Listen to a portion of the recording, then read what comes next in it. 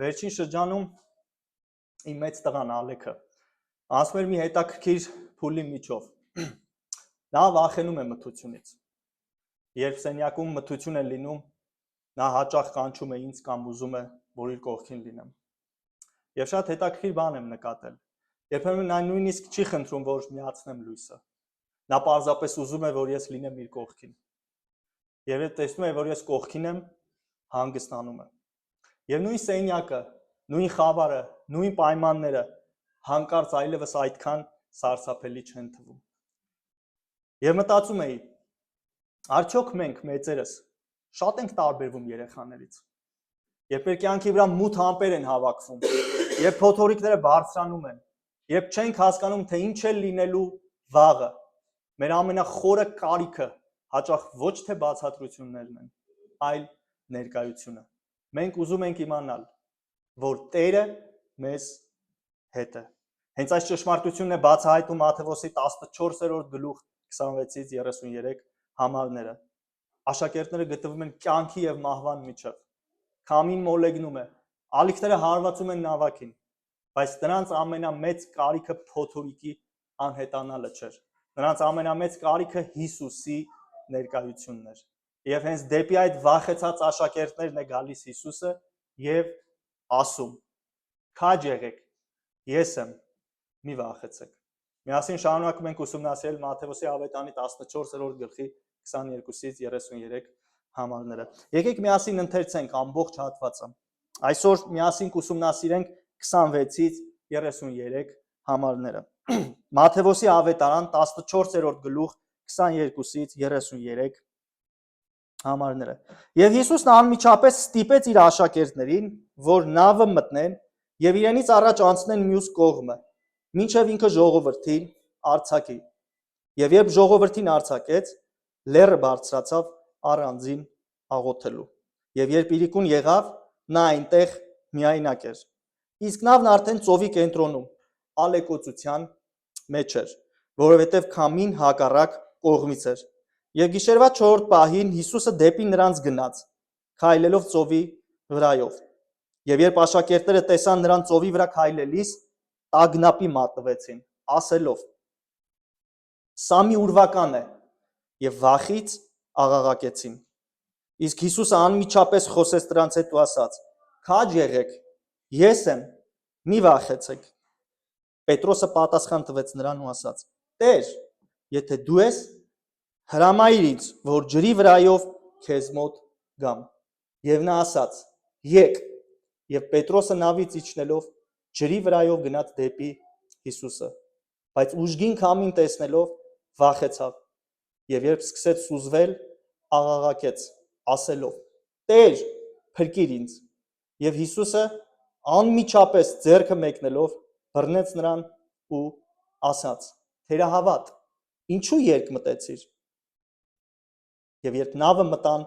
քամին հանդարտվեց։ Այն ժամանակ նրանք, որ նավի մեջ էին, եկան եւ երկրպագեցին նրան, ասելով. «Իրապես դու Աստծո որդին ես»։ Միասին հիշենք հատվածի գլխավոր միտքը։ Հիսուս Քրիստոսի աստվածային գերիշխանությունը ապացուցում է նրա աստվածային բնությունը։ Եվ այս հատվածում Մատթեոսը ցույց է տալիս Հիսուսի աստվածային բնության 4 ապացույց։ Անցած անգամ մենք տեսանք 2 ապացույց։ Եվ որոնք են Հիսուսի աստվածային բնության ապացույցները։ Հիսուսի աստվածային բնության 3-րդ ապացույցը տեսնում ենք 26-27 համարներում։ Ունի աստվածային ողորմություն։ Հիսուսը ունի աստվածային ողորմություն։ Նա դրսևորում է ողորմություն մեր կյանքի ամենախորը վախերի եւ կարիքների մեջ։ Առաջին, նա մոտենում է, խոսում է, քաջալերում է եւ ցրում է վախերը։ Այսպիսով 26-27 համարներում տեսնում ենք Հիսուսի աստվածային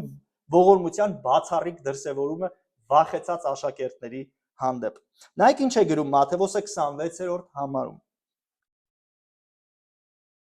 Երբ աշակերտները նրան տեսան լճի վրայով քայլելիս, շփոթվեցին ու ասացին. Նայեք թե ինչ են ասում աշակերտները. «Ուրվական է», եւ վախից աղաղակեցին։ Սակայն ինչ խոսենք աշակերտների վախի մասին եւ Հիսուսի աստվածային ողորմության մասին, հետևենք հեղինակի մտքի հերթականությանը։ Նկատեք մի կարևոր ճշմարտություն, որ Մատթեոսը դիտավորյալ ընդգծում է։ Նա ասում է, որ Հիսուսը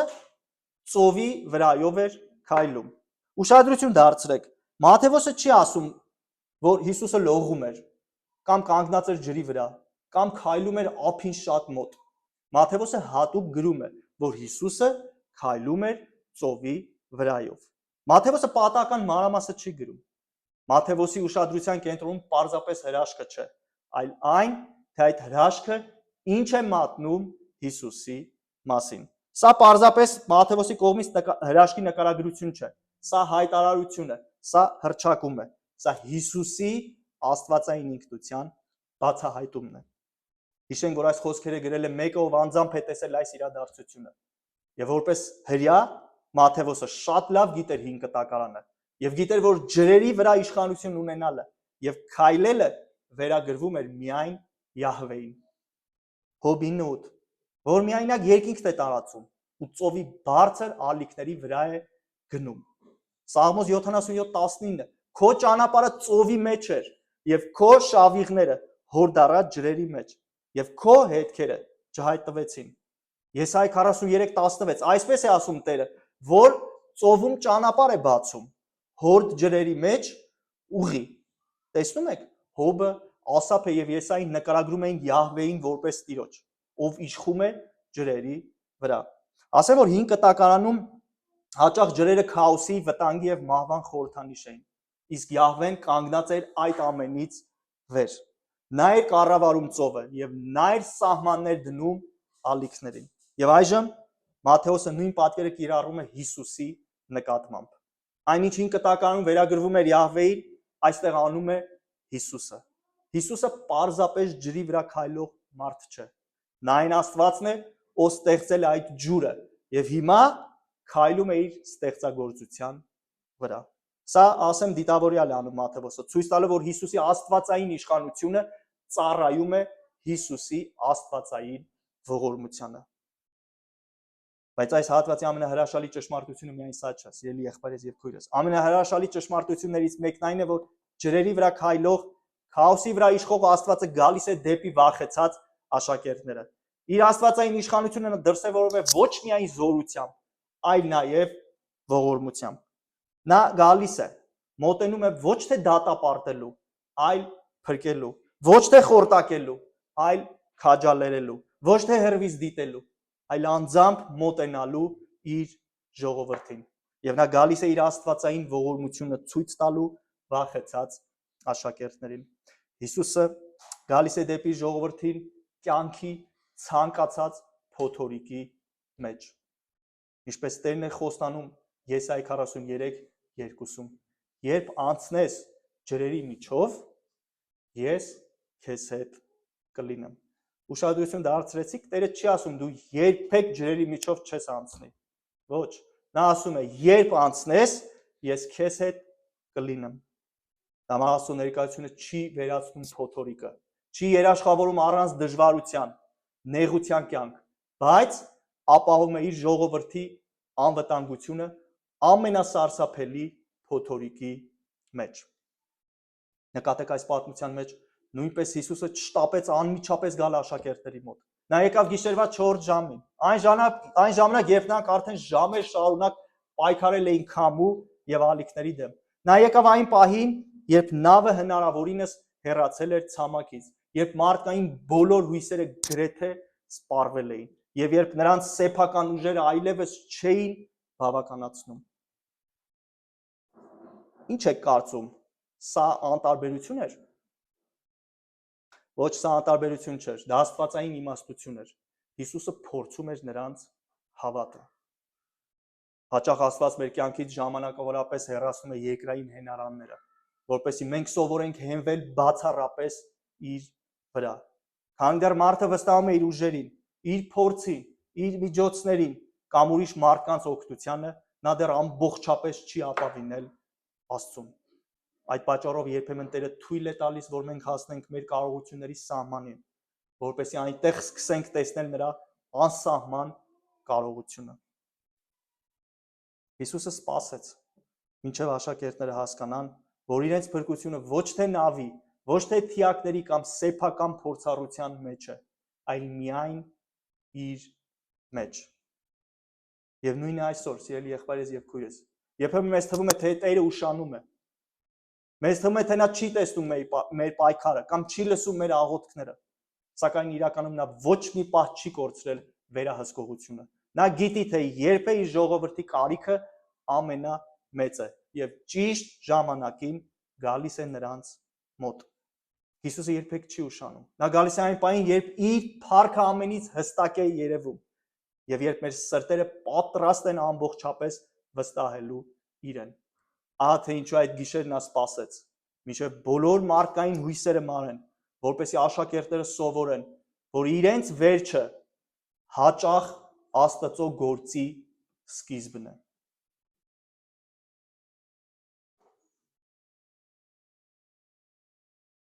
Սակայն աշակերտները չեն ճանաչում Հիսուսին։ Մատթեոսն ասում է, շփոթվեցին, կամ այլ թարգմանության մեջ գրված է տագնապի մատնվեցին։ Այստեղ գործածված այս տարասով բայը նշանակում է խիստ անհանգստանալ, սարսափել, ներքուստ ներքին աշխարհը մարդու ցնցվել եւ վախից դողալ։ Խնդրում եմ մի պահ պատկերացրեք աշակերտներին եւ նրանց վիճակը։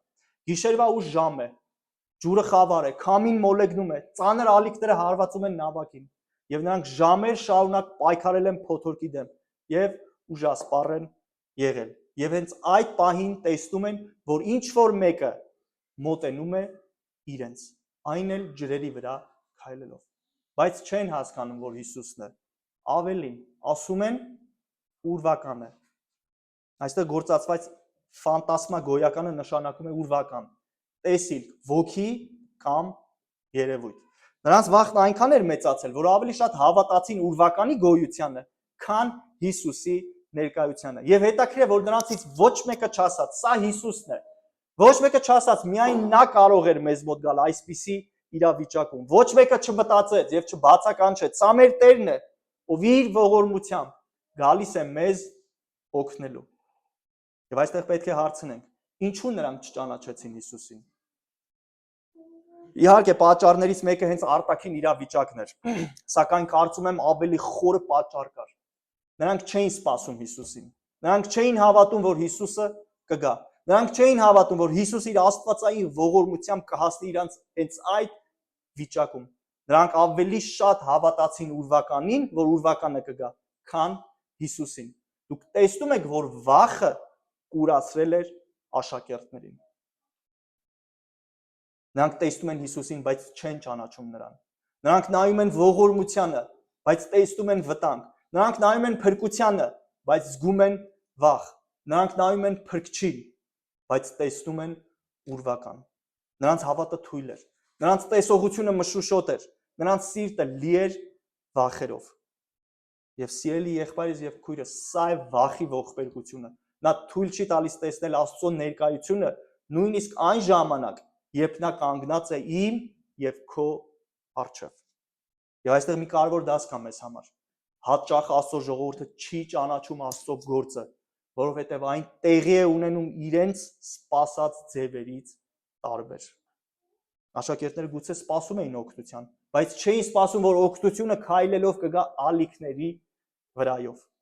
Եվ նույնը հաճախ տեղի ունենում մեզ հետ։ Մենք աղոթում ենք, որ Տերը միջամտի, մենք խնդրում ենք նրա օգնությունը, բայց երբ նա գործում է, երբեմն չենք ճանաչում նրա ձեռքը, որովհետև նա գործում է ոչ թե մեր պատկերացրած, այլ իր իմաստուն եւ կատարյալ ձևով։ Սա հատկապես զարմանալի է, որովհետև նրանք արդեն նման փորձառություն ունեցել էին։ Հիշում եք Մատթեոս 8-րդ գլուխը 23-ից 27 համարները, ես կուզեմ շատ արագ ընթերցել։ Մատթեոս 8-րդ գլուխ 23-27։ Եվ երբ նա մտավ նավը, նրա աշակերտները հետևեցին իրեն։ Եվ ահա մեծ ալեկոծություն եղավ ծովի մեջ, այնքան որ նավը ծածկվում էր ալիքներից, իսկ ինքը քնած էր։ Եվ նրա աշակերտները եկան եւ արթնացրին նրան, ասելով. «Տեր, փրկիր մեզ, կործանվում ենք»։ Եվ նա ասաց նրանց. «Ինչու եք վախով լցվել, ով թերահավատներ»։ Ապա վեր կացավ, սաստեց քամիներին ու ծովին, եւ մեծ խաղաղություն եղավ։ Իսկ մարդիկ զարմացան եւ ասացին. Ինչպիսի մարդ է սա, որ նույնիսկ քամիները եւ ծովը հնազանդվում են նրան։ Տեսնում եք, որ այստեղ փոթորիկ կա, մահվան վտանգ կա այստեղ։ Բայց ինչ են անում այստեղ աշակերտները։ Նրանք գոռում են, բայց ոչ անհասցե։ Նայեք 25-րդ համարին։ Տեր, փրկիր մեզ, կորչում ենք։ Տեսնում եք տարբերությունը։ Այդտեղ նրանց հավատը փոքր էր, բայց նրանք գոնե գիտեին, թե ով կարող էր փրկել իրենց։ Նրանք դիմում են Հիսուսին, կարչում են Հիսուսի ողորմությունից։ Իսկ այստեղ մեր կարդացած մեր համատեքստում մոռացել են Հիսուսի մասին։ Կարծես մոռացել են, որ Հիսուսը ոչ միայն նավակի մեջ եղած ժամանակ է Տեր, այլ նաև լեռան վրա գտնվելիս, այլ նաև խորտակվող ալիքների վրա քայլելիս։ Նրանց հավատը դեռևս թույլ էր եւ անկատար։ Բայց հենց այստեղ է սկսում փայլել ու շողշողալ Հիսուսի աստվածային ողորմությունը։ Նա չի թողնում նրանց իրենց վախերի մեջ։ Նա չի դիտում նրանց հեռվից։ Նա չի սպասում մինչև հաղթահարեն իրենց տագնապը։ Ինչ է անում։ Նա ինքն է մոտենում նրանց։ Նա հայտնվում է նրանց ամենախոր վախի մեջ։ Նա գալիս է նրանց մոտ հենց փոթորիկի միջով։ Եվ այո, հենց սա է մեր Տերը։ Նա այն Աստվածը չէ, ով հեռվում է դիտում, երբ իր ժողովուրդը պայքարում է սարսափելի ալիքների դեմ։ Նա այն Աստվածն է, ով գալիս է, մոտենում է դեպի իր ժողովրդին հենց ալիքների միջով։ Նա գալիս է, երբ հավատը թույլ է։ Նա գալիս է, երբ սիրտը վախով է լցված։ Նա գալիս է, երբ աչքերը չեն կարողանում ճանաչել նրան։ Եվ հենց այդ պահին Հիսուսը խոսում է։ Մատթեոսն ասում է. Հիսուսը անմիջապես խոսեց նրանց հետ։ Այո, աշակերտները մոռացել էին Հիսուսին, բայց տեսնում եք, Հիսուսը չէր մոռացել նրանց։ Նրանք չէին մտածում Հիսուսի մասին, բայց Հիսուսը մտածում էր նրանց մասին։ Նրանք չէին կանչում Հիսուսին, բայց Հիսուսը արդեն մոտենում էր նրանց։ Նրանք չէին ճանաչում Հիսուսին, բայց Հիսուսը ճանաչում էր նրանց։ Ահա Հիսուսի աստվածային ողորմությունը։ Ահա կենաց աղբյուրը, որ ջրերը չեն դադարում բխել։ Ահա փրկության միակ երաշխիքը, որը հասանելի է ամեն ուր եւ ամեն ժամ։ Ահա իրական խաղաղությունը, որը քանդում է վախերով կապված հոգիները։ Տեսնում եք, Հիսուսը նախ մոտենում է, հետո խոսում։ Նայեք 27-րդ համարի առաջին մասին։ Մատթեոսն ասում է. Հիսուսը անմիջապես խոսեց։ Հիսուսը անմիջապես խոսեց։ Ուշադրություն դարձրեցիք, թե երբ է Հիսուսը խոսում։ Երբ աշակերտները վախից կորցրել են իրավիճակը ճիշտ գնահատելու կարողությունը։ Երբ նրանց սրտերը լցված են տագնապով, երբ այլևս մարել են բոլոր հույսերն ու սպառվել են մարդկային բոլոր հենարաններն ու ռեսուրսները։ Պատկերացրեք այդ պահը։ Մի քանի վայրկյան առաջ նրանք կարծում էին, թե ուրվական են տեսնում։ Նրանց սրտերը լցված էին սարսափով, բայց հանկարծ լսում են մի ձայն, որը շատ լավ ճանաչում էին։ Այդ ձայնը նրանց համար ծանոթ էր, քան ալիքների ձայնը, ավելի ապահով, քան նավակը, ավելի մխիթարող, քան աշխարհի ցանկացած խոսքը։ Հովհաննես 10:27 Հիսուսը ասաց. Իմ ոչխարները լսում են իմ ձայնը։ Աստծո ժողովուրդը միշտ ճանաչել է իր հովի ձայնը եւ պիտի ճանաչի։ Երբեմն նրանք չեն հասկանում նրա ճանապարհները։ Երբեմն չեն տեսնում նրա ձեռքը, բայց երբ նա խոսում է, նրա ձայնը տարբեր է բոլոր մյուս ձայներից։ Այն ձայնը, որը ստեղծեց աշխարհը, այժմ խոսում է վախեցած աշակերտների հետ։ Ահա այն ձայնը, որը պիտի ցրեր նրանց բոլոր սարսափազդու վախերը։ Ահա այն ձայնը, որը պիտի վերակենդանացներ նրանց մարող հավատը։ Ահա այն ձայնը, որի մեջ նրանք պիտի գտնեին ներքին խաղաղություն փոթորկի մեջ։ Ահա այն ձայնը, որի հետևից Պետրոսը պատրաստ էր դուրս գալ նավակից, եւ դուք քիչ հետո կտեսնեք, թե ինչպես է նա ցանկանում թռնել նավակից։ Եվ ահա այն ձայնը, որը պատկանում էր ոչ միայն ուսուցչին, այլ նաեւ փրկչին, հովին եւ Տիրոջը։ Հարց ինձ եւ քեզ, երբ քո կյանքում ալիքները իմ կյանքում բարձրանում են, որ ձայնն է ամենաշատը լսվում քո սրտում։ Վախի ձայնը, հուսահատության ձայնը, մարդկանց կարծիքը, թե Հիսուսի ձայնը։ Երբ փոթորիկը գալիս է, դու ավելի շատ ես նայում ալիքներին, թե Հիսուսի խոստումներին։ Քո փոթորկի մեջ որն է ավելի մեծ իրականություն քեզ համար, ալիքները, թե Հիսուսի անփոփոխ խոստումները։ Եվ վերջապես, արդյոք Աստծո խոսքը, որը Հիսուսն է, քո այն մեղեդին է, որը լսում եւ կարդում ես քո փոթորիկների մեջ։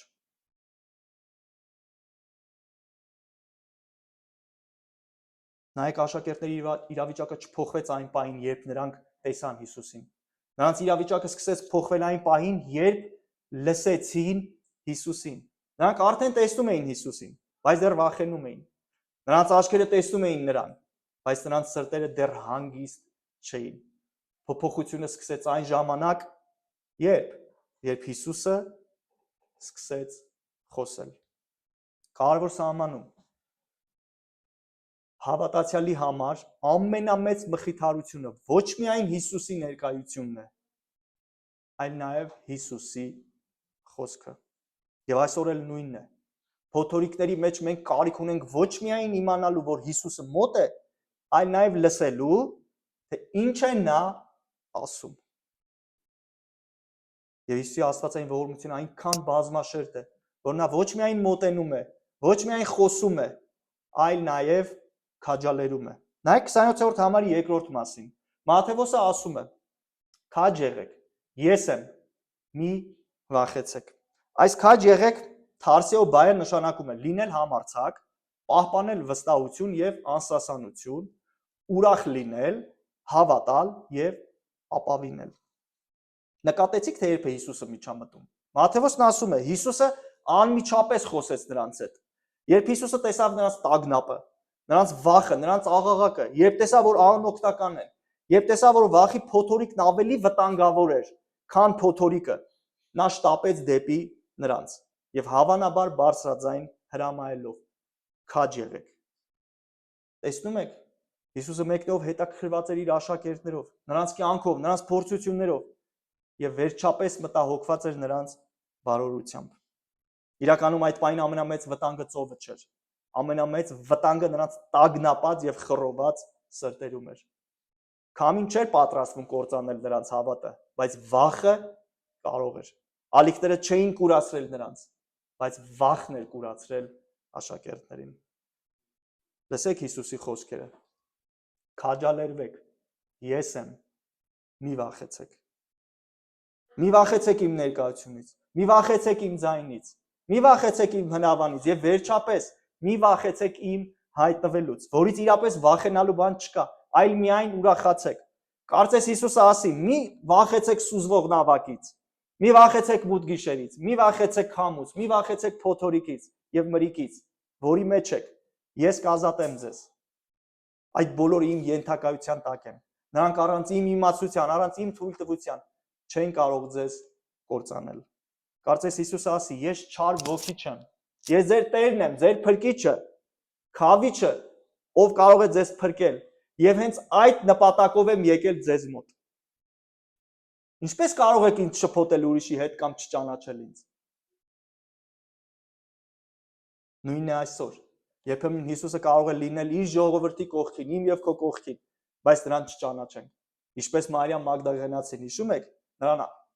կարծեց այգեպան։ Ինչպես Էմաուսի ճանապարհի աշակերտները երկար ժամանակ քայլեցին Հիսուսի հետ, խոսեցին նրա հետ,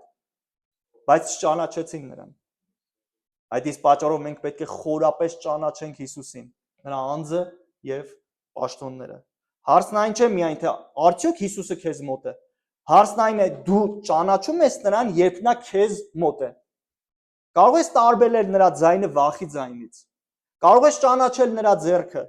երբ նա գործում է քո կյանքում հենց անսպասելի կերպով, որին որ դու չէիր սպասում։ Նորից լսեք մեր Տեր ու Փրկիչ Հիսուսի խոսքերը. քաջալերվեք, ես եմ։ Հիսուս, բայց ինչ հիմքով քաջ լինեն աշակերտները, կամ մենք ինչ հիմքով քաջ լինենք, Հիսուս։ Մեր փոթորիկներում։ Խնդրում եմ, տուր մեզ այդ հիմքը, Հիսուս։ Նայեք Հիսուսի պատասխանին հենց իր խոսքի մեջ։ Հիսուսն ասում է. ես եմ։ Ոչ թե որովհետև փոթորիկն ավարտվել է, Ոչ թե որովհետև նավակը ապահով է, այլ որովհետև Հիսուսն այնտեղ է, այլ որովհետև նավակին մոտեցել է Եսեմը։ Ուշադրություն դարձրեք, Հիսուսը նախ չի հանդարտեցնում ծովը, հետո ասում քաջ եղեք։ Հակառակը ծովը դեռ փոթորկված էր, քամին դեռ փչում էր, ալիքները դեռ հարվածում էին, բայց Հիսուսն ասում է քաջ եղեք։ Կարևոր սահմանում հավատացյալի քաջության հիմքը ոչ թե փոխված հանգամանքներն են, այլ Հիսուսի ներկայությունը։ Հավատացյալի քաջության հիմքը ոչ թե փոխված հանգամանքներն են, այլ Հիսուսի ներկայությունը։ Դուք տեսնում եք Մատթեոսի տրամաբանությունը։ Նախ քաջ եղեք, ինչու՞։ Որովհետև ես եմ, հետևաբար մի վախեցեք։ Տեսնում եք, որ վախի լուծումը Հիսուսի ներկայությունն է։ Հարց որն է քո քաջության հիմքը։ Բարենպաստ պայմանները, երբ խնդիրը լուծվել է, եւ բոլոր հարցերի պատասխանները ստացել ենք, թե երբ Եսեմն է մեր հետ, իր աստվածային անսպառ եւ բազմաշերտ ողորմությամբ։ Հարց ինձ եւ քեզ մտորելու, բայց անկեղծ պատասխանելու համար։ Երբ իմ եւ քո կյանքում մեծ ու ծանր փոթորիկ է բարձրանում, ի՞նչն է ավելի մեծ իրականություն։ Փոթորիկը, թե Եսեմը, Հիսուսի աստվածային ողորմությունը։ Երբ ալիքները բարձրանում են, դու ավելի շատ ես նայում հանգամանքներին, թե ավելի շատ լսում ես Հիսուսի ձայնը։ Եվս մեկ անգամ լսենք Հիսուսի խոսքերը. քաջալերվեք, ես եմ, մի վախեցեք։ Այս մի վախեցեք բայը ցույց է տալիս գործողության զարգացումը պետք է ընդհատվի։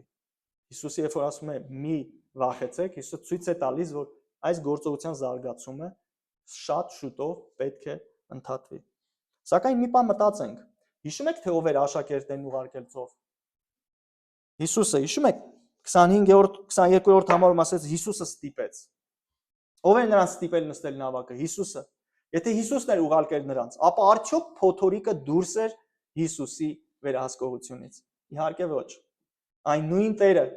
ով իշխանություն ուներ ալիքների վրա, իշխանություն ուներ նաև դրանց սահմանների վրա։ Հիսուսը ուներ ծրագիր իր աշակերտների համար։ Նա նրանց հավատն էր մարզում եւ բերում այն եզրակացության, որ ինքը Աստծո որդին է, որ ինքը միակ ճշմարիտ Աստվածն է։ Այո, աշակերտները չարչարվեցին, բայց այնքան, որքան Հիսուսը թույլ տվեց։ Փոթորիկը մեծ էր, բայց անսահման չէր։ Ալիքները կատաղած էին, բայց ինքնիշխան չէին։ Նրանք կարող էին անել միայն այն, ինչ Հիսուսը թույլ էր տալիս։ Եվ սա կարևոր մխիթարություն է մեզ համար։ Եթե Հիսուսը քեզ հետ է, ապա քո կյանքի ոչ մի փոթորիկ ինքնիշխան չէ։ Այստեղ մի ավելացում եմ ցանկանում անել։ Մենք չպետք է մտածենք, թե հավատացյալը երբեք չի վախենում։ Մենք պատմությունից տեսնում ենք, որ աշակերտներն էլ էին վախեցել։ Այդ իսկ պատճառով հավատացյալի սիրտը նույնպես կարող է լցվել տագնապով,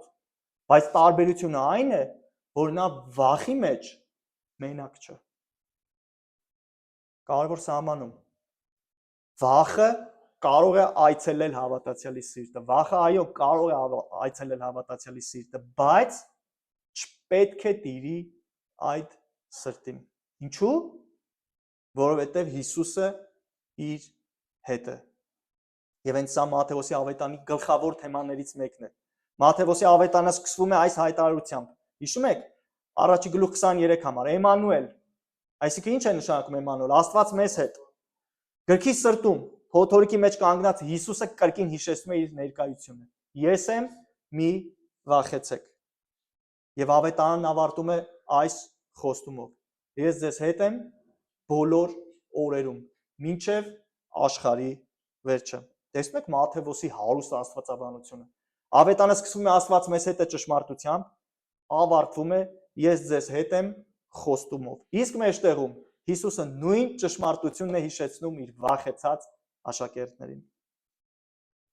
Այսպիսով Մատթեոսը ցույց տվեց մեզ ոչ միայն ջրի վրա քայլող Աստծուն, այլ դեպի վախեցած աշակերտները քայլող Աստծուն։ Այո, Հիսուս ունի աստվածային իշխանություն, որովհետև քայլում է ծովի վրա, բայց նաև ունի աստվածային ողորմություն, որովհետև գալիս է դեպի իր վախեցած ժողովուրդը։ Նա տեսավ նրանց վախը, մոտեցավ նրանց, խոսեց նրանց հետ, քաջալերեց նրանց եւ իր ներկայությամբ խաղաղություն բերեց նրանց սրտերին։ Ահա թե ինչու կարող ենք ասել, որ Հիսուսը ոչ միայն ամենազոր Աստված է, այլ նաեւ ողորմած Փրկիչ։ 4-րդ եւ վերջին Հիսուսի աստվածային բնության ապացույցը տեսնում ենք 28-ից 31 համարներում։ Հիսուսը ունի աստվածային սեր։ Հիսուսը ունի աստվածային սեր։ Նա դրսևորում է քնքշություն մեր կյանքի բոլոր ոլորտներում։ Նախ նա չի մերժում տկար, թույլ հավատը, հավատացյալին եւ ձեռք է մեկնում ընկածին, նպատակը ամրապնդելու համար։ Եթե նախորդ հատվածում տեսանք, թե ինչպես է Հիսուսը իր ողորմությամբ մոտենում վախեցած աշակերտներին, ապա այժմ տեսնելու ենք, թե ինչպես է իր սիրով վերաբերվում տկար հավատ ունեցող եւ մեր բոլորի կողմից սիրելի Պետրոսին։ Մինչ կասնենք Հիսուսի սիրո դրսևորմանը, խնդրում եմ նայեք Պետրոսին։ Նայեք այն Պետրոսին, ում վախի հարցերը վայրկյաններ առաջ լուծել էր Հիսուսը։ Նա այլևս տագնապած չէ եւ ոչ էլ աղաղակում է։ Նա ուժ է առել եւ քաջություն։ Տեսնում եք Հիսուսի ներկայությունը, Հիսուսի մեկ խոսքը ինչ փոփոխություն բերեց տկարացած Պետրոսի կյանքում։ Քիչ առաջ ջրից վախեցող Պետրոսը արդեն ցանկանում է ցատկել ջրի մեջ եւ քայլել ջրի վրայով։ Հենց սա է Հիսուսի աստվածային սիրո առաջին արդյունքը։ Այն սիրտը, որը վախից աղաղակում էր, այժմ ցանկանում է մոտենալ Հիսուսին։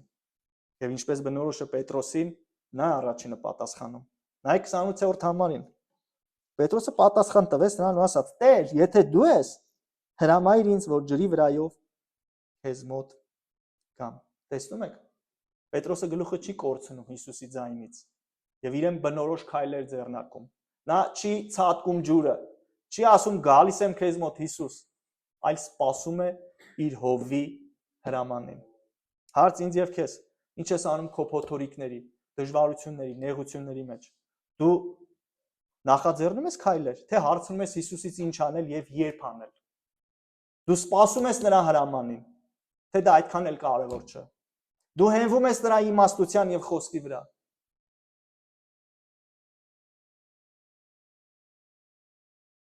Խնդրում եմ նայեք Պետրոսին։ Ուշադիր նայեք, Պետրոսը չի ասում հրամայիր, որ ես էլ քայլեմ ջրի վրայով, ինչպես դու ես քայլում։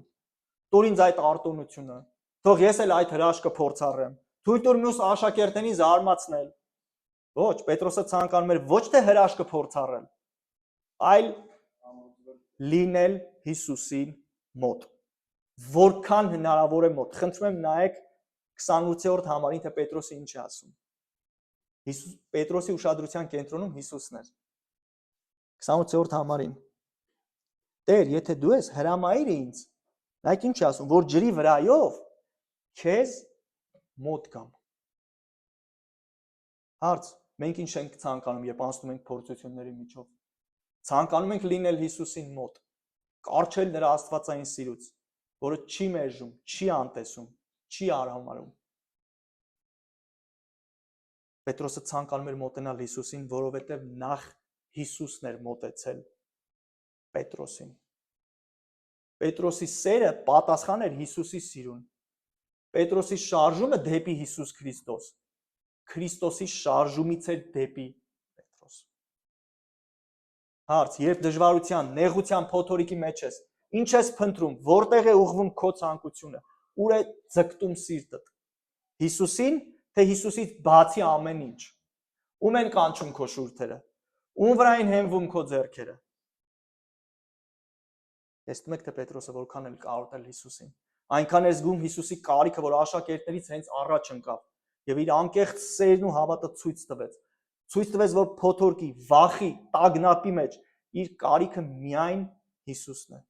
Նա այնքան մոտ էր ցանկանում Հիսուսին, որքան նորածին երեխան իր մորը։ Նա այնքան մոտ էր ցանկանում Հիսուսին, որքան ծարավ եղնիկը ջրի ակունքներին։ Նա այնքան մոտ էր ցանկանում Հիսուսին, որքան հոգնած ճամփորդը հանգստի վայրին։ Նա այնքան մոտ էր ցանկանում Հիսուսին, որքան կորած որդին իր հորը,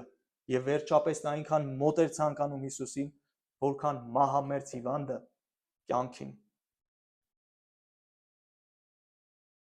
Ինչպես դրսևորեց Հիսուսը իրեն։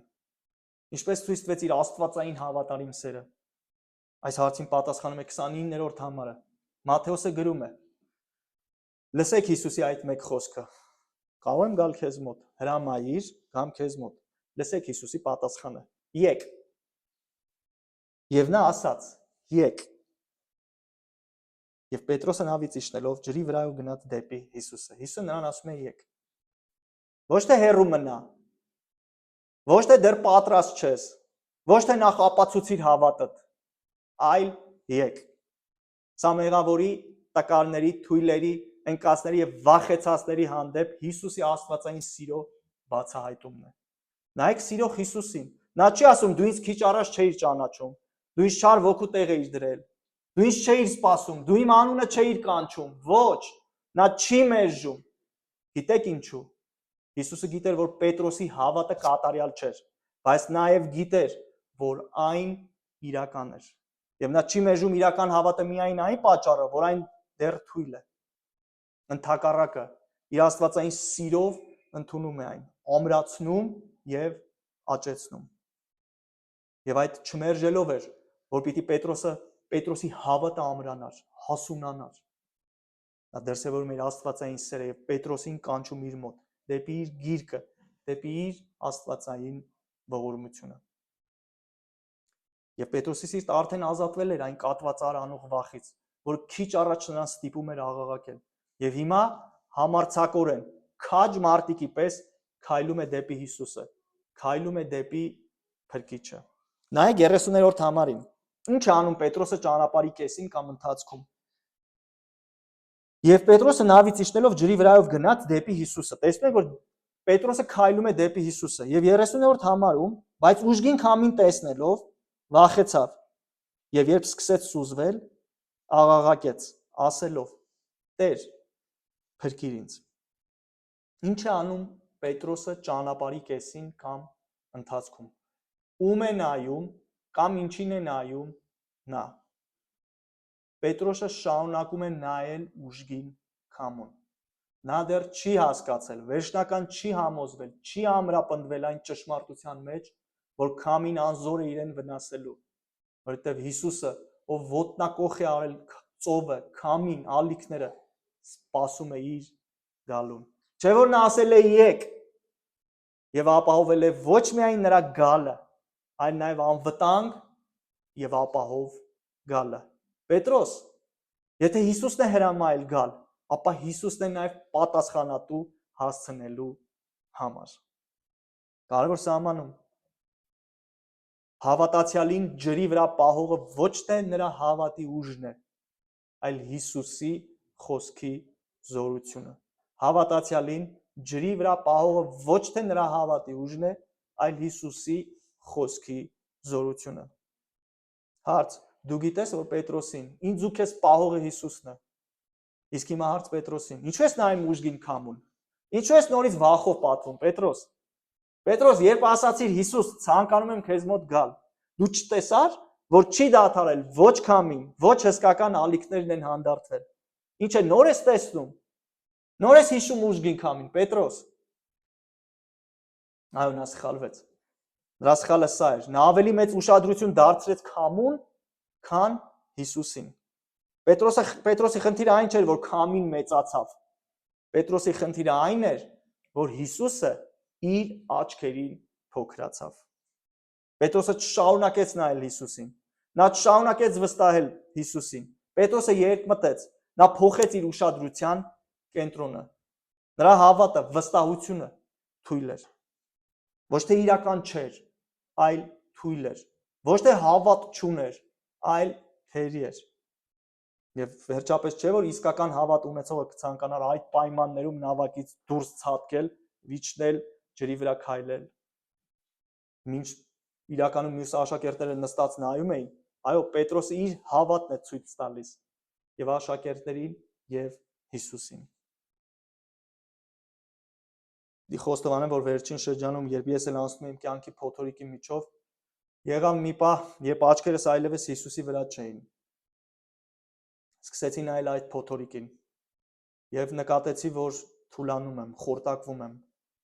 Եվ ոչ միայն դա, այլ սկսեցի հենվել իմ իմաստությանը, իմ մարդկային այն խեղճ ու տկար քայլերին, որոնք իմ կարծիքով պետք է ինձ օգնեին եւ ազատեին ինձ իմ փոթորիկների մեջ։ Բայց Տեր իր խոսքի միջոցով, ինչպես Պետրոսին ինձ էլ ասեց, եկ։ Եվ ես նորից վազեցի դեպի Հիսուսը, վազեցի դեպի նրա ողորմությունը, նրա սերը, եւ այնտեղ գտա այն ուժն ու զորությունը, որը երբեք չէին կարող գտնել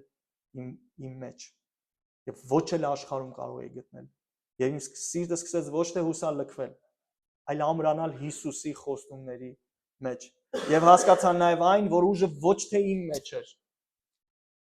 այլ Հիսուսին մոտենալու, Հիսուսին վերադառնալու։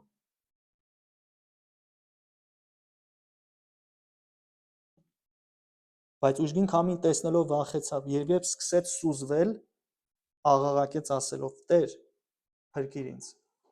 30-րդ համարի երկրորդ մասը ասում է, որ Պետրոսը սկսեց սուզվել։ Ինչ եք կարծում, ինչու սկսեց սուզվել։ Նրա հավատը տատանվեց։ Նա սուզվեց ոչ թե այն պատճառով, որ Հիսուսը հեռացավ իրանից, այլ որովհետև ինքն իր ուշադրությունը հեռացրեց Հիսուսից։ Պետրոսի սուզվելու պատճառը այն էր, որ նա իր կենտրոնը Հիսուսի վրայից հեռացրեց։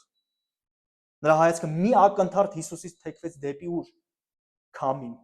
եւ կենտրոնացավ իրավիճակների վրա։ Սիրելի եղբայրս եւ քույրս, տեսնում եք թե մեկ ակնթարթ ինչի առջև կանգնեցրեց Պետրոսին։ Պետրոս, չէ որ դու լավ էիր սկսել, չէ որ դու վստահել էիր Հիսուսի այն խոսքին, որ ասաց. եկ։ Չէ որ դու նրա աստվածային իշխանությունը տեսնելով հենվել էիր հենց նրա զորության վրա եւ արդեն քայլում էիր ջրերի վրայով։ Չէ որ դու ժամեր առաջ տեսել էիր 5 հացն ու ձուկը բազմապատկված եւ չէ որ վերջապես րոպեներ առաջ տեսել էիր, թե ինչպես են ծովն ու ալիքները հնազանդվում Հիսուսին։ Մեկ ակնթարթ եւ այսպես է գրում Մեթյու Հենրին. հավանաբար Պետրոսը լինելով ձկնորս գիտեր լավ լողալ եւ հնարավոր է մասամբ հույս ուներ դրա վրա, լողալու վրա իր կարողության, երբ նավակից դուրս եկավ ծով։ Եթե չէր կարողանում քայլել, կարող էր լողալ, սակայն Քրիստոսը թույլ տվեց, որ նա սկսի խորտակվել, ցանկանալով ցույց տալ նրան, որ ոչ թե իր սեփական հմտությունները ապահովում իր անվտանգությունը, այլ իր Հիսուսի աջ ձեռքը, իր սուրբ բազուկը։ Հարց ինձ եւ քեզ, երբ ես եւ դու անցնում ենք մութ ու խավար քամիների, փոթորիկների միջով, շարունակում ենք միշտ եւ միայն նայել Հիսուսին, ում վրային զում լինում մեր աչքերը։ Եբրայեցիս 12 երկրորդ եւ երրորդ համարները։ Եբրայեցիս 12, 2 եւ 3 Հիսուսին նայելով մեր հավատի հեղինակին ու կատարողին, որ իր առջև եղած ուրախության համար խաչը հանձնառավ, ամոթն արհամարեց ու նստեց Աստծո աթոռի աջ կողմում։ Միայն Հիսուսին նայենք, ոչ մտաբերեք նրան, երրորդ համարը։ Իսկ ինչ կլինի, որ ոչ նայենք, ոչ էլ մտաբերենք։ Նայեք երրորդ համարի վերջի հատվածը, որպեսզի չլինի թե հոգնեք եւ ձեր սրտում հուսալքվել։ Տեսնում եք, չնայել Հիսուսին, չհենվել Հիսուսի վրա, չմտաբերել նրան, ինչ կարող է լինել։ Հավատացյալը կհոգնի եւ կհուսալքվի։ Բայց նայեք Պետրոսին։ Մատթեոսն ասում է, որ Պետրոսը ինչ արեց այս իրավիճակում։ Նա սկսեց աղոթել։ Նայեք դրա աղոթքին։ Նա ում է դիմում։ Նա չի դիմում ոչ իր եղբորը Անդրեասին եւ ոչ էլ Հովանեսին։ Ում է դիմում։ Նա Հիսուսի անունն է տալիս։ Նա շարունակում է իր մեկ ակնթարթով շեղված աչքերը անմիջապես ուղղել, ֆոկուսի բերել դեպի Հիսուսը եւ ումից ակնկալել փրկություն, հենց Հիսուսից։ Նա օգտվում է աղոթքի արտոնությունից եւ ամբողջապես ամբողջ մարմնով ձգվում միակ փրկության աղբյուրին, Հիսուսին։ Եվ վերջապես չէ որ նա շատ անգամներ էր լսել այս աղոթքը։ Եթե Մատթեոսի ավետարանը կարդաք, մինչև 14-րդ գլուխ, բազում մարդիկ աղոթել էին նույն աղոթքը. Տեր, փրկիր ինձ։ Ահա հիմա հերթը ումն է, Հիսուսի սիրելի Պետրոսինն է։ Նա նկատեք երկար չի աղոթում, այլ նա խորտակվող մարդու աղոթք է անում, եւ այն ուղղված է ճիշտ անձին։ Հիմա նայեք Մատթեոս 8:25։ Քիչ առաջ կարդացինք այս համարը։ Մատթեոս 8:25։ Եվ նրա աշակերտները եկան եւ արթնացին նրան ասելով. Տեր, փրկիր մեզ, կործանվում ենք։ Տեսնում եք, որ եթե հիշում եք, առաջին դեպքում ամբողջ խումբ է աղաղակում։ Մատթեոս 8:25-ում ամբողջ խումբ է աղաղակում։ Բոլորը կործանվում են եւ աղաղակում են. Տեր, փրկիր մեզ։ Երկրորդ դեպքում միայն Պետրոսն է։ Հիմա նա է անձամբ այդ ճշմարտությունը ապրում եւ անձամբ է ցանկանում ճաշակել այդ փրկարար շնորհը։ Չէ՞ որ նա նախկինում լսել էր այս աղոթքը եւ տեսել էր արդյունքը։ Սա կարծես Մատթեոսի կողմից դիտավորյալ ստեղծված աղոթք լինի։ Գիտեք ինչու համար, որպեսզի ցույց տա, որ աշակերտների միակ ապավենը սկզբից մինչև վերջ նույնն է՝ Հիսուս Քրիստոսը։ Եթե քիչ առաջ Պետրոսը աղաղակում էր վախից, կարծելով թե ուրվական է տեսնում, ապա այստեղ նա արդեն աղաղակում է, բայց դեպի ում՝ Հիսուսը։ Սա մեզ համար դաս է, սիրելի եղբայրս եւ քույրս։ Սա է տարբերությունը։ Առաջին աղաղակը ծնվել էր ինչից։ Վախից։ Երկրորդը հավատից։ Առաջին դեպքում նրանք կարծում էին, որ կկորչեն 8:25։ Երկրորդ դեպքում Պետրոսը արդեն վստահ է, թե ով կարող է իրեն փրկել։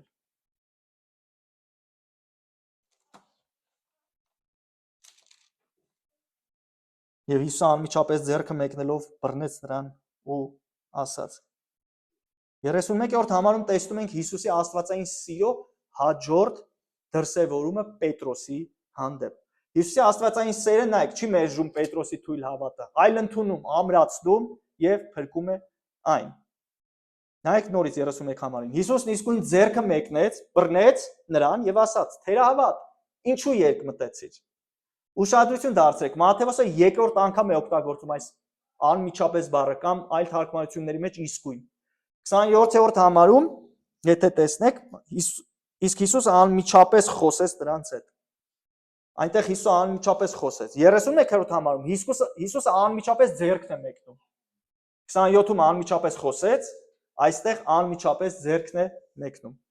Տեսնում եք, Քրիստոսի սերը դանդաղ չէ։ Երբ նրա զավակը օգնության կարիք ունի, նա գիտի ճիշտ պահը խոսելու եւ ճիշտ պահը բռնելու, գործելու։ Այս ձեռք մեկնել էկտեյնո բայը նշանակում է ձգվել օգնության համար, հասնել մեկին բռնելու նրան։ Սա վճռական ու նպատակային գործողություն է։ Այսինքն սա ցույց է տալի, որ Հիսուսը պարզապես չէր նայում խորտակվող Պետրոսին, ձեռքերը ծալած այսպես, տեսնում էր թե ինչպես է Պետրոսը խորտակվում։ Նա գործեց, ձեռքը երկարեց։ Հիսուս կարծես ասի. Պետրոս, դու թողեցիր իմ խոսքը եւ նայեցիր քամուն, բայց ես քեզ չեմ թողնի։ Դու թուլացար, բայց իմ ձեռքը չի թուլանում։ Այսինչ սեր, այսինչ խորն է, որ իրեն չվստահած Պետրոսին շարունակում է օգնել, որ իրեն նորից վստահի։ Այսինչ աստվածային սերը, որ ոչ միայն փրկում է հավատացյալին, այլ նաև վերականգնում է նրա տկարացած հավատը։ Շատ եմ խնդրում նայեք Հիսուսի նրբանկատությանը։ Ինձ համար դաս էր եւ օրինակ, խոստովանում եմ ձեզ։ Հուսան ձեզ եւս դաս կլինի։ Երբ Հիսուսը բռնում է Պետրոսի ձեռքը, ով քիչ առաջ ինչ էր արել, անհավատություն էր դրսևորել, անվստահություն էր դրսևորել։ Նրան ինչպես է դիմում։ Ինչ է ասում։ Թերահավատ, որքան նրբանկատ է մեր Հիսուսը, որքան զգույշ եւ վայել է խոսում, շփվում իր աշակերտի հետ։ Նա չի ասում անհավատ, կեղծավոր, դու վերստին ծնունդ չունես։ Ոչ, թերահավատ։ Այն նշանակում է հավատի անբավարար վիճակ։ Տեսնում եք, Հիսուսը տարբերակում է անհավատությունը եւ թույլ հավատը։ Եվ իրականում Պետրոսի խնդիրը հավատի բացակայությունը չէր, այլ հավատի թուլությունը։ Այդ պատճառով Հիսուսը չի անվանում նրան անհավատ, այլ թերահավատ։ Հարց. խնդրում եմ ուշադիր, երբ եղբայրդ եւ քույրդ քեզ դավաճանում են, քեզ նեղություն են տալիս, մեղքեն կորուծում քո հանդեպ, քո առջև, ինչպես ես շփվում նրա հետ։ Մոտենում ես, որ հոշոտես, խայթես, թե Հիսուսի օրինակին ես հետևում։ Մենք շատ անգամ ասում ենք, մենք ուզում ենք Հիսուսի օրինակին հետևենք, մենք ուզում ենք Հիսուսին նմանվենք։ Շատ լավ, մենք նմանվում ենք այս հարցում։ Երբ եղբայրդ եւ քույրդ ձախողվում են, ինչպիսի բառեր ես ընտրում։ Հիսուսի նման վերականգնում ես նրանց, թե վերջնականապես կոտրում ջախջախում։ Նայեք, Հիսուսը խորտակվող Պետրոսին չկոտրեց, ինչ արեց։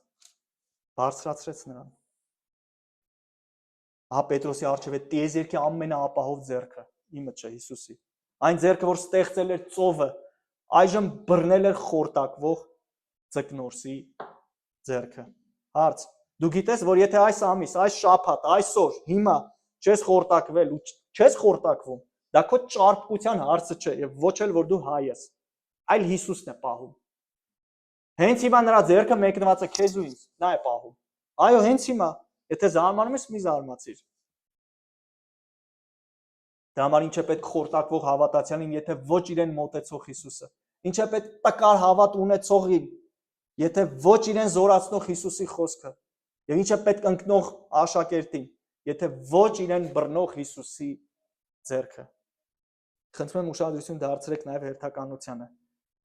Հիսուսի գործողությանը, այստեղ էլ է շատ նրբանկատում էր Հիսուսը։ Հիսուսը ինչ անում, նախ փրկեց Պետրոսին, նախ փրկում է Պետրոսին, հետո հանդիմանում է նրան։ Նախ բռնեց, հետո խոսեց։ Այսինքն նախ նա ցույց է տալի իր սերը, հետո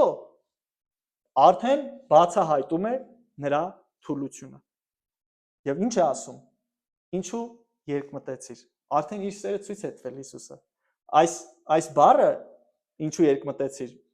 Մեր համատեքստում օգտագործված է փոխաբերական իմաստով, որը նշանակում է, այսինքն մարդ, ով կանգնած է երկու ճանապարհների հատման վայրում եւ չգիտի թե որը ընտրի։ Այսինքն երբեմն թեքվում է ձախ, երբեմն թեքվում է աջ։ Եվ նաեւ այս բառը նշանակում է կշեռքի դողացող շարժում։ Տեսել եք կշեռքը դողացող, որ ունի երկու կողմ կշիռները եւ մոտավորապես հավասար են։ Երբ թվում է թե գերակշռում է նախ մեկը, հետո մյուսը։ Հիմա հարց, ո՞րն էր Պետրոսի կասկածները, անվստահության պատճառը։ Ըստ համատեքստի նա չհավատաց Հիսուսի խոսքերին, որ կհասնի իրեն մոտ։ Հիշում եք, Հիսուսը ասել էր արի։ Եվ Հիսուսը եթե ասում է արի, ապա ապահովում է նաև անվտանգ գնալը։ Նա կասկածեց Հիսուսի խոսքերի զորությանը։ Նա չհավատաց, որ եթե Հիսուսը ասում է, լինում է։ Նրա խնդիրը այն էր, որ մի պահ ավելի վստահեց հենց իր աչքերին, քան Հիսուսի եկ խոսքին։ Իրականում սա շատ կարևոր է, երբ Պետրոսը Հիսուսին ասում է իր խնդրանքի մասին, հրամայիր ինձ քեզ մոտ գալ 28-րդ համարում։ Նա օգտագործում է մի հունարեն բառ, որը նշանակում է արքայի հրաման։ Այս բառը օգտագործում էին արքաները, երբ որ հրաման էին արձակում։ Եվ Պետրոսը գիտեր, որ Հիսուսը բնության արքան է, այդ թվում քամու եւ ալիքների։ Նա հավատում էր այդ ճշմարտությանը, որ Հիսուսը արքան է, բայց այդ պահին նրա հավատը թուլացավ։ Եվ ինչպես Մեթյու Հենրին է գրում, սա շատ դուր եկավ ինձ։ Մեր հավատի թուլությունը, մեզ վրա հարձակվող կասկածները շատ տհաճ են մեր Տեր Հիսուսին։ Մեր հավատի թուլությունը, մեզ վրա հարձակվող կասկածները շատ տհաճ են մեր Տեր Հիսուսին։ Ճիշտ է, որ նա չի լքում թույլ հավատացյալներին, բայց նույնքան ճիշտ է, որ նա գոհ չէ թույլ հավատից, նույնիսկ իր ամենամոտ աշակերտներին։ Եվ այո, Հիսուսը չի լքում, բայց հանդիմանում է եւ խրատում։ Հիշում եք Եբրայեցիս 12-րդ գլուխ։ Եբրայեցիս 12:6-ից 10 համարները, Եբրայեցիս 12:6-ից 10։ Որովհետև ում Տերը սիրում է խրատում եւ ծեծում է ամեն մի զավակի, ում ընդունում է։ Եթե խրատին դիմանաք, Աստված ձեզ հետ կվարվի ինչպես որդիների հետ։ Որովհետև այդ որ զավակին է, որ հայրը չի խրատում։ Իսկ եթե առանց խրատի լինեք, որին բոլորը մասնակից են, ուրեմն դուք խորթ եք, ոչ թե որդիներ։ Ավելին, մենք մարմնավոր հայրեր ունենք, որոնք մեզ ուղղում են, եւ մենք նրանց հարգում ենք։ Ուրեմն որքան ավելի պետք է հնազանդվենք հոգիների հորը եւ ապրենք, որովհետեւ նրանք իրապես մի քանի օրվա համար են մեզ խրատում, իրենց լավագույն համարած ձևով, իսկ նա մեր բարիքի համար, որպես իր սրբությանը հաղորդակից դառնանք։ Տեսնում եք, Հիսուսը հանդիմանեց Պետրոսին, որպեսզի Պետրոսը եւս Հիսուսի սրբությանը հաղորդակից լինի։ Եվ այստեղ նորից, երբ Հիսուսը բռնել է Պետրոսի ձեռքը, տեսնում ենք սիրո եւ սրբության կատարյալ հավասարակշռությունը։ Խնդրում եմ սա հիշեք, Հիսուսը չափազանց սիրող է, որպեսզի թողնի Պետրոսի խորտակվի, եւ նույնն էլ մեզ, բայց նաեւ չափազանց սուրբ է, որպեսզի անտեսի Պետրոսի իմ եւ քո թուլությունը։ Այսպեսով մենք տեսանք, թե ինչպես Հիսուսը ձեռք մեկնեց եւ վերականգնեց խորտակվող Պետրոսին։ Այնուհետև երկուսով նայեք վերադարձան նավակ։ Գրեթե պատմությունը մոտենում է ավարտին։ 32-րդ համարում նայեք ինչ է ասում։ Երբ նավը մտան, քամին հանդարտվեց։ Ասեմ, որ այս փորձառությունը, որ Պետրոսը ունեցավ Հիսուսի հետ, սա միայն Պետրոսի համար չէր, այսպես ասած։ Սա միայն նրան չէր վերաբերվում։ Այդ ամբողջ ընթացքում մյուս աշակերտները կարծում եմ լուր դիտում էին, սովորում եւ ականատես դառնում Հիսուսի նոր բացահայտմանը։ Նայեք, Մատթեոսն ասում է, եւ երբ նավը մտան, քամին հանդարտվեց։ Ուշադիր նայեք, Մատթեոսը ինչ է գրում այստեղ։ Նայեք, Հիսուսը ոչ մի հրաման չի արձակում քամուն։ Տեսնում եք։ Մատթեոսը պարզապես ասում է. քամին հանդարտվեց։ Կարծես Հիսուսի ներկայությունն արդեն բավական էր, որ քամին հանդարտվեր։ Նույն Տերը, ով քայլում էր ալիքների վրա, հիշում եք 25-26 համարները, քայլում էր ալիքների վրա, այժմ իր ներկայությամբ լռեցնում է քամուն։ Տեսնում եք, երբ է քամին հանդարտվում, երբ նրանք արդեն նավակի մեջ են։ Տեսնում եք, նախ Հիսուսը ամրացնում է, հետո փոխում հանգամանքները։ Հիսուսը լուծում է սրտի խնդիրը սկզբից, հետո փոթորքի։ Եվ այսպեսով մենք տեսանք Հիսուսի աստվածային սիրո երկու դրսևորումները։ Նա չմերժեց թույլ հավատ ունեցող Պետրոսին, եւ երկրորդ, եւ երբ Պետրոսը սկսեց խորտակվել,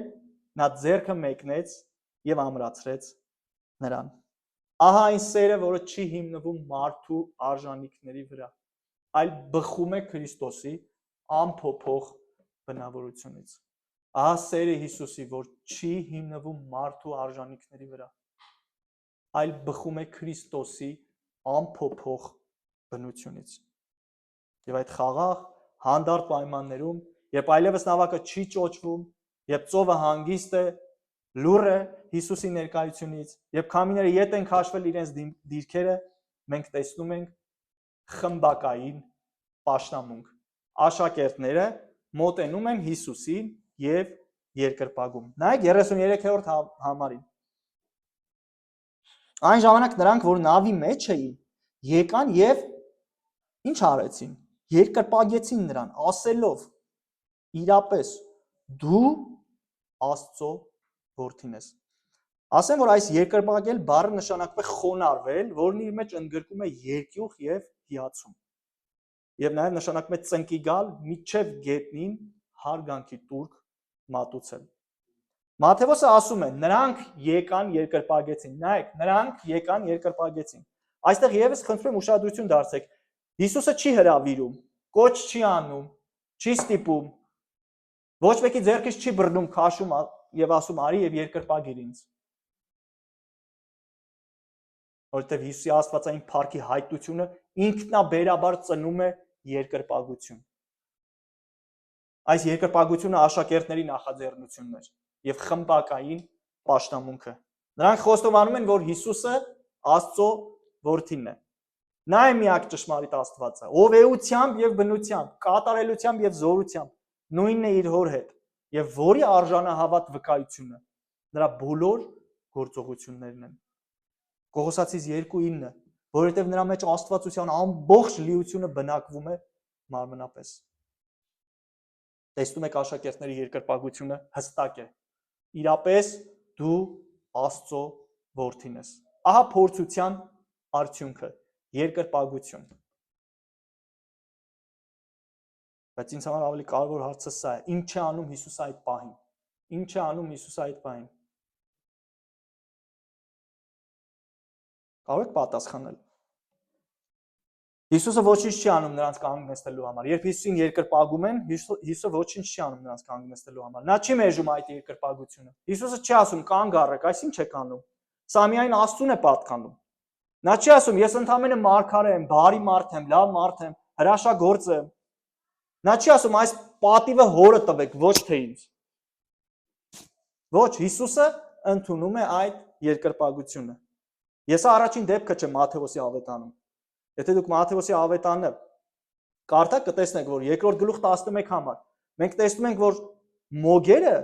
ծնկի են գալիս եւ երկրպագում են Հիսուսին։ Բորոտը, երբ որ գալիս է, որ Հիսուսը իրեն ապաքինի, բորոտը երկրպագում են նրան։ Իշխանավորներն են երկրպագում նրան։ Եվ 14-րդ գլուխ 33 համարում տեսնում ենք, որ աշակերտներն են երկրպագում նրան։ Եվ թղթի վերջում 28-րդ գլխում 9 համար եւ 17-րդ համար արդեն Հիսուսը հարություն էր առել։ Մենք տեսնում ենք, որ արդեն այդ ժամանակ եւս աշակերտները շարունակում են երկրպագել Հիսուսին։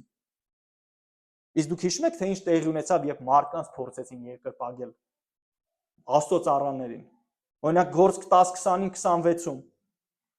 Հիշում եք Կորնելիոսը ինչ արեց։ Ընկավ Պետրոսի ոտքերի առջև։ Եվ Պետրոսը ինչ արեց անմիջապես։ Նրան բարձրացրեց եւ ասաց. «Վեր կաց, ես էլ մարդ եմ»։ Լյուստրայի ժողովուրդ հիշում եք ինչ էր ուզում անել Բարնաբասին եւ Պողոսին։ Ինչ անուններ դրեցին նրանց։ Բայց ինչ արեցին, Պողոսը պատրեցին իրենց հանդերձները եւ ինչ արեցին, արգելեցին, որ դա անեն։ Հայտության մեջ հիշում եք, երբ որ հրեշտակը մերժում է Հովանեսին, որովհետեւ Հովանեսը ուզում էր երկրպագել։ Եվ ինչ ասաց հրեշտակը, ասաց ոչ, Աստծուն երկրպագիր։ Եվ այստեղ Հիսուսը չի մերժում երկրպագությունը։ Գիտեք ինչու։ Որովհետև այնինչ մեղ կլիներ Պետրոսի, այնինչ հայություն կլիներ Պողոսի համար եւ այնինչ անթույլատրելի կլիներ հրեշտակի համար, լիովին արդար է մեր Տեր ու Փրկիչ Հիսուս Քրիստոսի համար։ Որովհետև նա պարզապես Աստծո ծառա չէ, նա Աստծո որդին է, նա Աստվածը։ Եվս մի հետաքրքիր տեղություն ասեմ եւ ավարտենք։ Ասեմ, որ պատրաստվելու ընթացքում մի քանի անգամ կարդացել եմ Մատթեոսի ողջ ավետարանը եւ քաղել օրհնություններ եւ հետաքրքիր ու կարևոր ճշմարտություններ։ Ուզում եմ ասեմ, որ մինչեւ 14-րդ գլուխը Հիսուսի Աստծո որդի լինելը խոստովանել էին շատերը։ Նայեք, Հիսուսի Աստծո որդի լինելը խոստովանել էին շատերը մինչեւ 14-րդ գլուխ։ Օրինակ, երկրորդ գլուխ 15 համարում Մատթեոսը ասում է, որ մարգարեները արդեն խոստովանել են, այսինքն 5 կտակարանը խոստովանել էր Հիսուսի Աստծո որդի լինելը։ Հիշում եք, երբ որ Հիսուսը մկրտվեց, հայրը մկրտության ժամանակ ինչ ասաց. «Սա իմ սիրելի որդին»։ Այսինքն տեսնում ենք 5 կտակարանը հայր Աստված անապատում սատանան, երբ որ փորձում էր Հիսուսին։ Սատանան անապատում եւս ասաց. «Աստծո որդին ես»։ Եթեն բնագրում ոչ թե կասկածը, այլ գրված է քանի որ Աստծո որդին ես, որ ցույց է տալիս սատանան եւս գիտի։ Հիշում եք 8-րդ գլուխ, երբ որ դևերը մոտեցան Հիսուսին, ինչ ասեցին. Աստծո որդին ես դու, եւ նաեւ ասեցին ինչու ես մեզ տանջում։ Եվ նաեւ այստեղ տեսնում ենք, որ դևերը սարսափում են անգամ Հիսուսից։ Եթե կլսեք որևիցե քարոզ պատգամ, որ դևերը կապ չունի որ կոնտեքստում է, Հիսուսից չեն վախենում, անջատեք հեռուստացույցը։ Այսինքն տեսնում ենք 5 կտակարանը փաստում է, ասում է հայրը Աստված, ասում է սատանեն, ասում է դևերը ասում են, եւ 9-րդ գլուխ 6-րդ համար անգամ Հիսուսն է փաստում դա։ Երկու կույրերը եւս փաստում են։ Եվ հետաքրքիր գիտեք որն է։ Ես նայում եմ, բայց աշակերտները դեռ չէին արել այս խոստովանությունը։ Մինչև 14-րդ գլուխը աշակերտները, երբ որ այստեղ խոստովանում են դու Աստծո որդին ես, այստեղ առաջին անգամ են աշակերտները խոստովանում։ Եվ փոթորիկից հետո վերջապես նրանց շուրթերից հնչում է. դու Աստծո որդին ես։ Հիշում եք Մատթեոս 8:27, մի քանի անգամ կարդացինք։ Այնտեղ ինչ էին ասում։ Երբ որ Հիսուսը հրաշքը կատարեց, ինչ ասացին աշակերտները իրար։ Ինչպիսի մարդ է սա։ Հիշում եք։ Հիմա Մատթեոս 14-ն է, նայեք ինչ են ասում։ Իսկապես դու Աստծո որդին ես։ Եթե Մատթեոս 8-րդ գլուխ ինչպիսի մարդ է սա, արդեն այստեղ իսկապես դու Աստծո որդին ես։ Դուք տեսնում եք տարբերությունը։ Տեսնում եք տարբերությունը։ Առաջին փոթորիկը նրանց բերեց զարմանքի, իսկ երկրորդ փոթորիկը երկրպագության։ Առաջին փոթորիկից հետո նրանք հարց էին տալիս, իրար հարց էին տալիս, բայց երկրորդ փոթորիկից հետո նրանք խոստովանում են։ Տեսնում եք, ինչպես է Հիսուսը մարզում, կերտում եւ հասունացնում աշակերտների հավատը։ Փոթորիկի նպատակը սիրելի եղբայրես եւ քույրես, եւ եթե մենք էլ անցնում ենք կամ անցնելու ենք եւ ասեմ ավելին անցնելու ենք, մենք չենք քարոզում, որ նեղություն, դժվարություն, փոթորիկ չենք ունենալու։ Քարոզում են նման քարոզներ խարիզմատիկ քարոզիչները։ Մենք նման բան չենք քարոզում։ Հիշում եմ Հովհաննեսը հայտության մեջ ասում է եւ ես Հիսուս Քրիստոսի մարտնկերը, չարչարակիցը, հենց հայտության առաջի նամակում երբ որ սկսում է։ Մենք չենք քարոզում։ Եվ փոթորիկի նպատակը աշակերտների նեղելը չէր,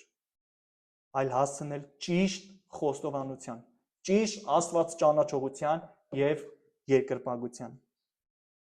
Եվ վերջում փոթորիկը սկսեց վախով, հիշում եք, բայց այստեղ ավարտվում է երկրպագությամբ։ Սկսեց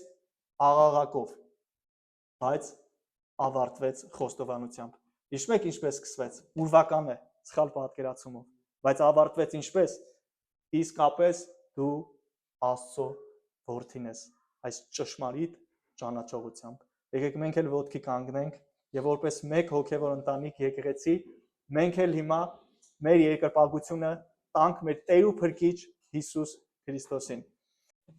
Մեր Տեր ու Փրկիչ Հիսուս Քրիստոս։ Մենք էլ միանում ենք աշակերտների երկրպագությանը եւ խոստովանում ենք, որ դու